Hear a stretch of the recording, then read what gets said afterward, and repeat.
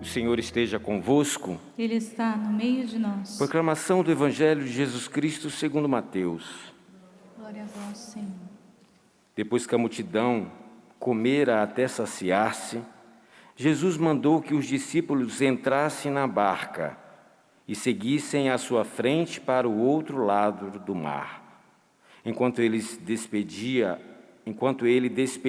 as multidões. Depois de despedi-las, Jesus subiu ao monte para orar a sós. A noite chegou e Jesus continuava ali sozinho. A barca, porém, já longe da terra, era agitada pelas ondas, pois o vento era contrário. Pelas 3 horas da manhã, Jesus veio até os discípulos andando sobre o mar. Quando os discípulos o avistaram, andando sobre o mar, ficaram apavorados e disseram: "É um fantasma!" E gritaram de medo. Jesus, porém, logo lhes disse: "Coragem, sou eu, não tenhais medo." Então Pedro lhe disse: "Senhor, se és tu, manda-me ir ao teu encontro, caminhando sobre a água." Jesus respondeu: "Vem." Pedro desceu da barca e começou a andar sobre a água, em direção a Jesus. Mas quando sentiu o vento, ficou com medo e, começando a afundar, gritou: "Salva-me, Senhor!" Jesus logo estendeu a mão, segurou Pedro e lhe disse: "Homem fraco na fé, por que duvidastes?" Assim que subiram na barca, o vento se acalmou. Os que estavam na barca prostraram-se diante dele, dizendo: "Verdadeiramente tu és o Filho de Deus." Após a travessia, desembarcaram em Genesaré. Os habitantes daquele lugar reconheceram Jesus e espalharam a notícia por toda a região. Então levaram a ele todos os doentes. Pediram que pudessem, ao menos, tocar a barra de sua veste. E todos os que tocaram ficaram curados. Palavra da salvação. Glória a vós, Senhor. Que as palavras do Santo Evangelho perdoem os nossos pecados. Meus queridos irmãos, hoje a liturgia traz para nós uma realidade, primeiramente na primeira leitura, onde Moisés é desafiado. É desafiado por Arão e por Maria, e esse desafio é porque eles também se achavam dignos de falar com Deus, de buscar Deus, de ser entendido pelo Senhor. Muitas vezes nós também queremos esse auxílio de Deus, mas esquecemos que existem pessoas escolhidas pelo Senhor a realizar algumas missões que só cabem a ela. Se aquelas pessoas não realizarem a missão não vai ser realizada. Hoje, Deus quer falar no meu coração e no seu coração que você também tem uma missão. Agora, que para cumprir essa missão, nós devemos ouvir Deus, ter intimidade com Ele, deixar Ele falar ao nosso coração. Talvez você nunca tenha imaginado ou observado isso na Sagrada Escritura, nesse trecho de Números, mas Moisés era uma pessoa diferente. Vamos lá para a leitura, que diz assim, olha, não sei se você vai poder acompanhar comigo, mas se nós formos lá no 3º versículo de Números 12, Números capítulo 12, versículo 3, está escrito assim, ó: Moisés era um homem muito humilde, mais do que qualquer outro sobre a terra. Deus nunca vai falar no coração de quem é soberbo. Deus nunca vai falar diretamente a alguém que pode se encontrar numa situação de superioridade o tempo todo.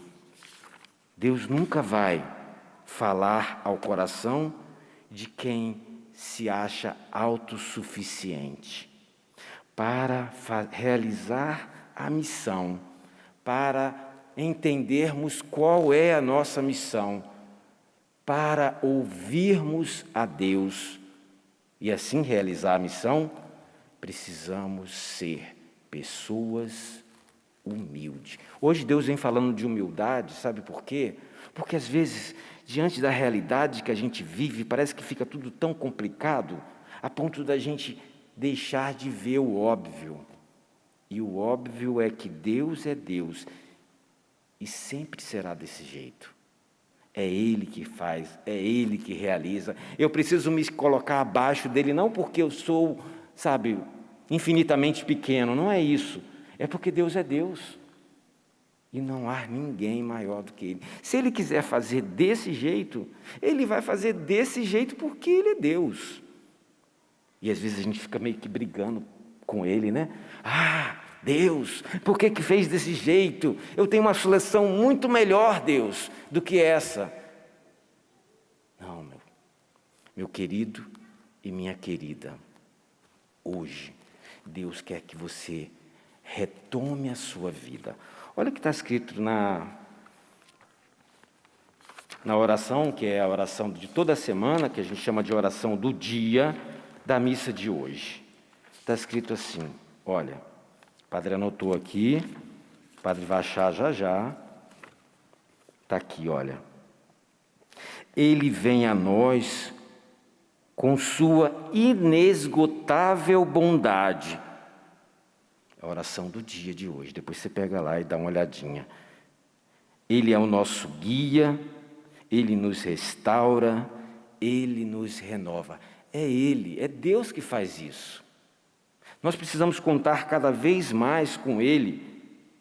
E a exemplo de Moisés, nessa intimidade, esse jeito de ser entre um homem e Deus, buscar sim, ter ouvidos atentos, como ouvidos de quem é profeta. Deus se utiliza de um homem, mas de um homem humilde. Deus quer trazer para o nosso coração também a mesma fidelidade, porque Moisés era um homem fiel, a mesma fidelidade que encontrou em Moisés. Quer nos falar também, face a face, às claras. Às vezes eu fico olhando para mim, e eu vejo assim, meu Deus, como está faltando isso dentro do coração do Padre Evandro? Como está faltando essa intimidade, essa fidelidade, esse escutar Deus claramente, ver Deus face a face. Falta muito aqui nesse coração.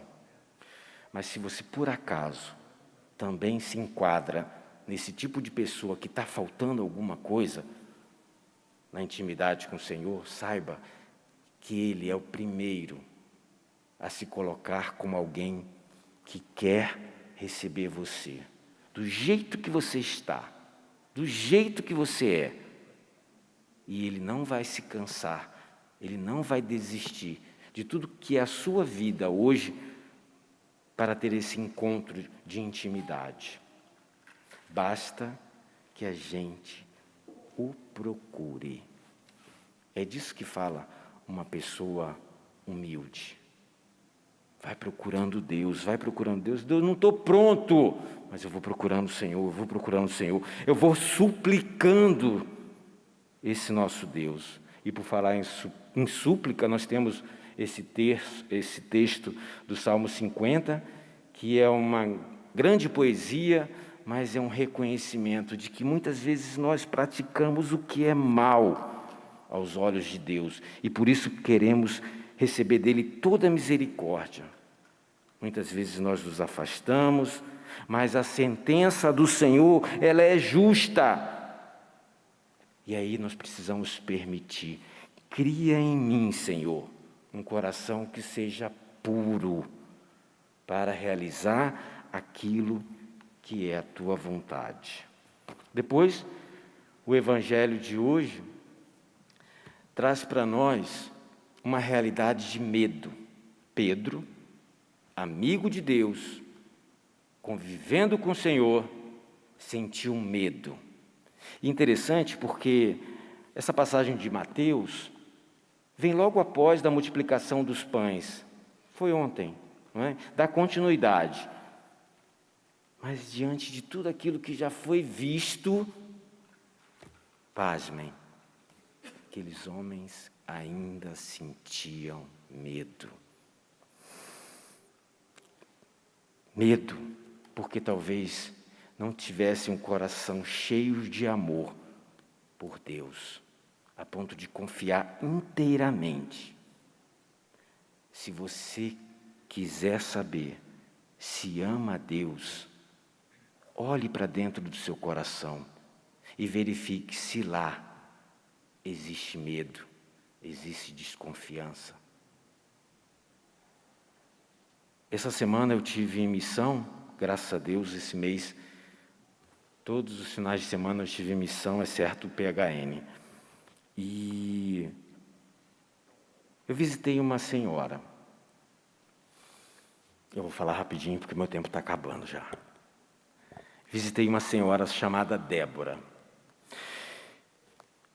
O marido dela me levou até ela, e eu não conhecia nem o marido nem ela. Quando eu cheguei lá, eu me deparei com uma mulher na cama, em coma.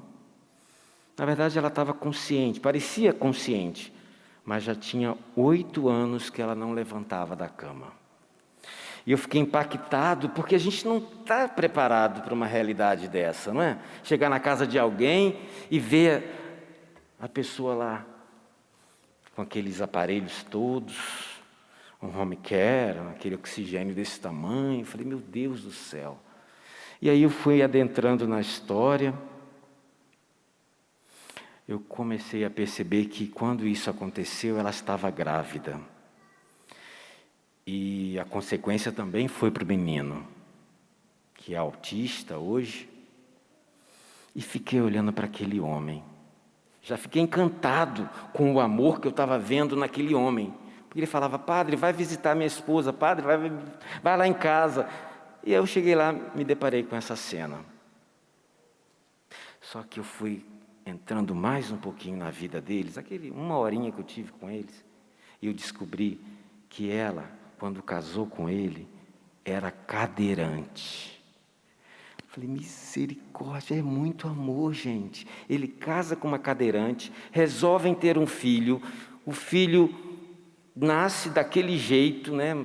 E ela não volta daquele parto, e está 8 anos na cama, e ele cuidando dela. Você acha que isso é tudo? Ele é missionário.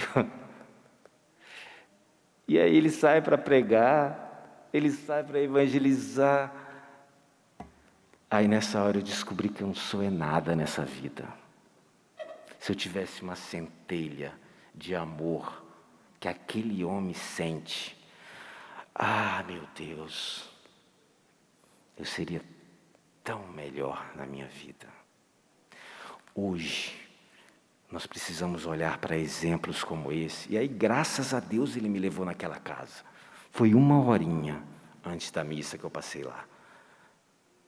1 horinha, o suficiente para eu olhar para o meu coração e perceber que eu preciso ser mais humilde, que eu preciso ser mais de Deus, que eu preciso amar mais. O convite a mim e a você no dia de hoje é exatamente esse.